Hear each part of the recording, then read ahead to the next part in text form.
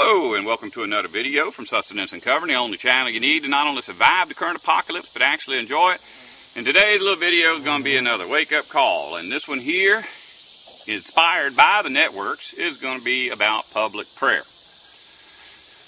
First things first, whenever something appears on the networks, I don't care if it's network news or some kind of sitcom, it is designed to manipulate you. It is going to either manipulate you by simply lying to you or by telling you a truth in a twisted way to make you believe the next thing they tell you, which is going to be a lie.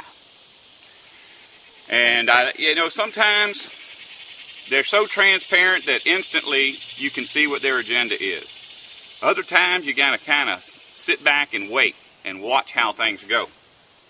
As an example, they had supposedly a white guy shoot a black guy a while back, and that stayed in the news for a couple of months. I think they're still talking about it every now and then.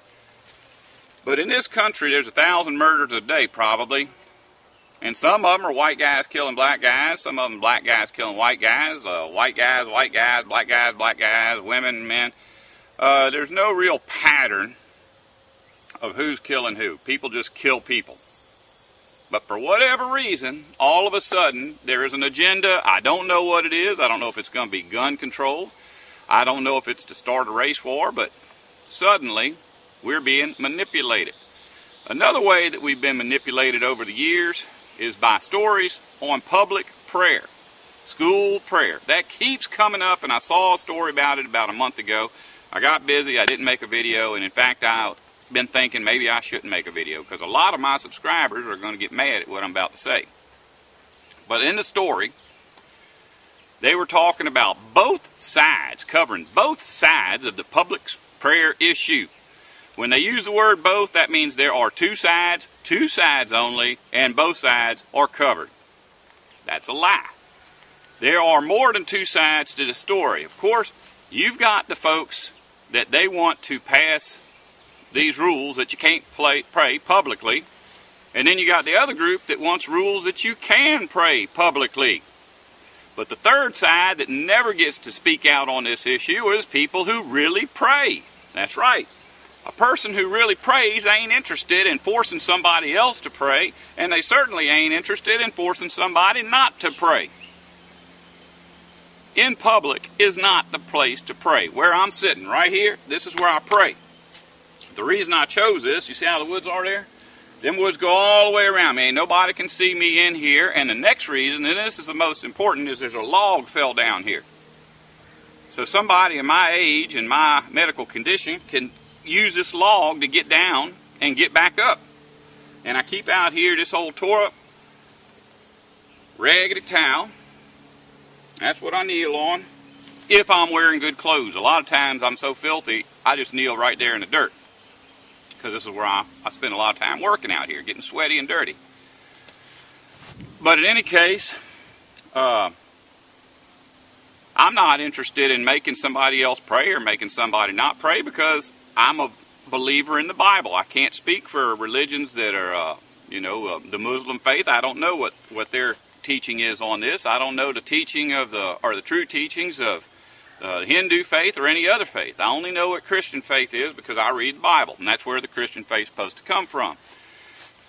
Jesus was asked how to pray in Matthew chapter 6.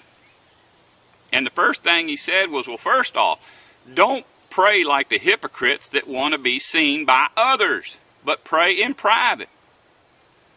Now, somebody might argue he wasn't in private when he said it, but the people that were surrounding him were people who wanted him to pray for them. He wasn't in the market praying out loud. In fact, he talked about those people. He said there's people out there that blow a trumpet first so everybody would come see what was going on, then they would pray. Now, another example of somebody praying in public was Daniel. It said Daniel the prophet prayed where everybody could see him. That's not true.